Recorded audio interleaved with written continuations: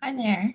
I'm Jenny Gage with Children's Behavioral Health Services, and I'd like to welcome you to this overview of the National Outcomes Measures, or NOMs tool. Before we get started, I'd like to offer a quick thank you for partnering with CBHS in our efforts to enroll youth in the System of Care grant known as Empower Me. Through our work together, we will be able to collect data that will show progress towards our goals of increasing availability and quality of services for youth and families in Maine. We're very appreciative of the services you provide and are very much looking forward to getting started with you. As part of our work together, the NOMS tool is conducted at the start of treatment every 6 months and at discharge from services. As the provider, you'll conduct the baseline NOMS interview, and CBHS quality assurance specialists will conduct all subsequent NOMS interviews. Your agency has been provided with a document which outlines the roles and responsibilities, as well as a frequently asked questions document which you can share with families. You're also more than welcome to reach out to your QA specialist at any time with any questions you might have. We're happy to help. So let's talk about the tool. In just a minute, I'm going to be sharing my screen so that we can go through the tool together, and I'll point out some tips along the way. In general, some things to keep in mind.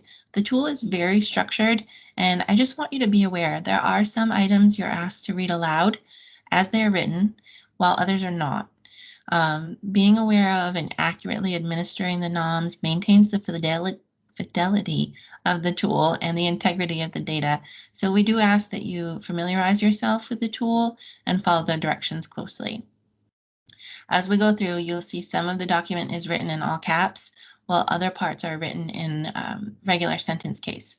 When you see all caps or words in brackets, that's an indicator that these are items you don't read aloud to the client. Questions written in regular sentence structure are to be read aloud to the client. And I just want to mention with that in mind, remember this is an interview tool. We're not able to give it to the client or their caregiver and ask them to fill it out. We do have to verbally administer the tool. And at baseline for you folks, this is conducted within the first 7 days of treatment. But let's go ahead and get started and look at the tool. I'm going to share my screen, which hopefully you are now seeing. So yes, this is the National Outcome Measures NOMS tool through the Substance Abuse and Mental Health Services Administration, SAMHSA, and it's for caregivers and youth. We do ask you keep in mind all subsequent NOMS interviews done by the QA specialists do have to be done with the same respondent that you conduct your initial baseline NOMS with. For kids who are 11 and older, they're able to participate in the NOMS. We are able to get more information when the tool is administered to the youth because there are some questions that are specifically only asked of the youth. So if possible, we would like to interview the youth with the caregiver's permission. So this section here where there is space for ID numbers, this is for data entry purposes through the grant. You don't need to enter any information or ID numbers in here. We've indicated for you that this is a baseline interview. And we want to know the month and year when they first started services with you. We want to know when the interview was conducted. As I said a minute ago, the baseline interview has to be done within 7 days of the start of treatment. So it's important we know both the start date and the day the interview was conducted. We want to know if it's the child or the caregiver. And this will be important because there's a little QA here that happens with some of the questions that are only asked of the youth. So if it's if the caregiver answers, but questions later are responded to by the caregiver when it should have been the child, we will follow up with you for clarification. This next section asks about behavioral health diagnosis. This will be reported by the program staff, the provider, and we ask that you select up to 3 diagnoses in this first column and then rate whether the diagnosis indicated is primary, secondary, or tertiary. So all three, up to three, if there are three, would be in this column, and then check off if they're primary, secondary, or tertiary. The list is pretty long. Mental health diagnoses or behavioral health diagnoses are down near the bottom. Note that some of them are grouped together. So just be aware of that. I'm going to scroll ahead. There is an option for I don't know or none of the above. We're anticipating that since they're enrolled in treatment, that there will be a diagnosis indicated. If you have questions, feel free to give your QA specialist a call ahead of time. We ask that you indicate gender. Again, these are all caps responses. So you would verbally ask this question, not offer the response options, but select the one that best matches what they give you for an answer. Are you or is your child Hispanic or Latino? Note their answer. If they say yes, you're going to ask these follow-up questions. If it's a yes, we're going to want to see a yes, a no, or a refused or declined for each response option down here. Question 3, what race do you consider yourself or your child?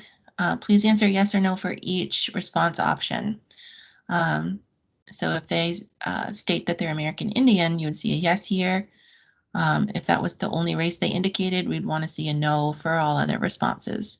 If somebody identifies as biracial or multiracial, there may be a few yeses here and a few no's over here. It is okay for folks to decline to answer.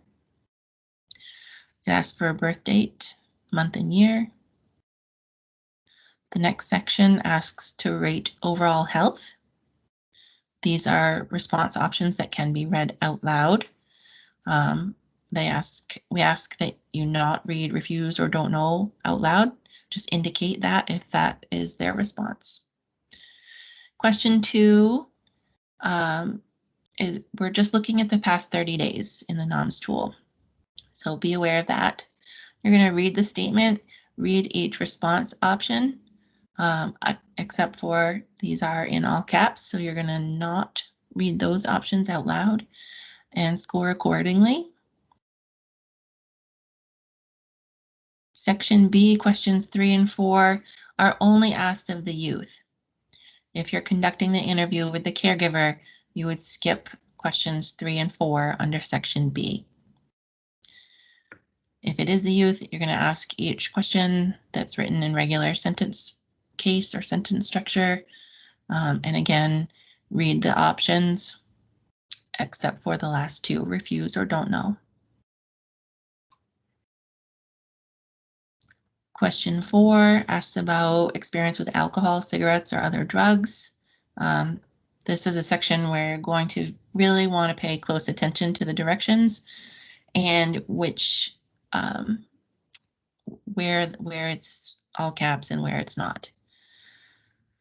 So the next section asks about military, family, and deployment. So if the caregiver is the respondent, you're going to skip question 5 and only ask question 6. If the client is the respondent and is younger than 18, skip ahead to question 6. Question 5 is only asked of youth who are 18 and older. Okay. We'll scroll ahead. This is asked of the caregiver or the youth, regardless of who the respondent is. It asks about stability and housing. Question 2, you're going to read the question. In the past 30 days, where have you or your child been living most of the time? You're not going to read the response options. They're all caps. Just select the answer that matches what they tell you. Education, it asks about school absences. If the youth was absent, if they offer a response that is 1 day or more, you're going to ask how many were unexcused and then rate. So this is just this 1A is a follow-up to question 1 only if there were any absences in the last 30 days. Highest level education completed. Just code it or indicate the response that they offer. It's asked about crime and criminal justice in the last 30 days.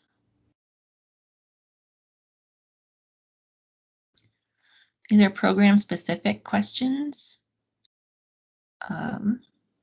Question 1, in the past 30 days, how many times have you thought about killing yourself? How many times did you attempt to kill yourself? And this is if asked of the caregiver in the last 30 days.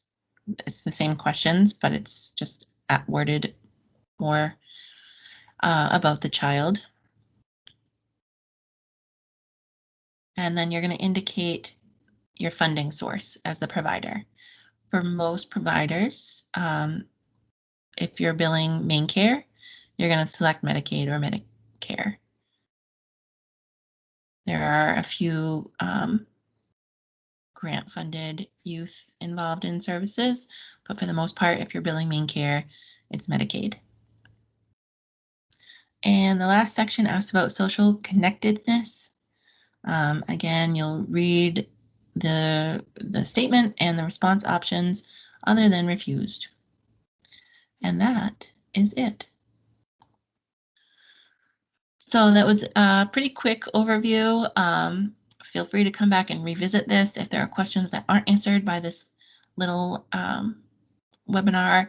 Feel free, again, reach out to your quality assurance specialist, give us a call. We're happy to help. If we don't know the answer, we will find it out for you. And I just want to thank you one more time for participating in this grant work with us. We're really excited to be working with you and yeah, looking forward to it. Thank you.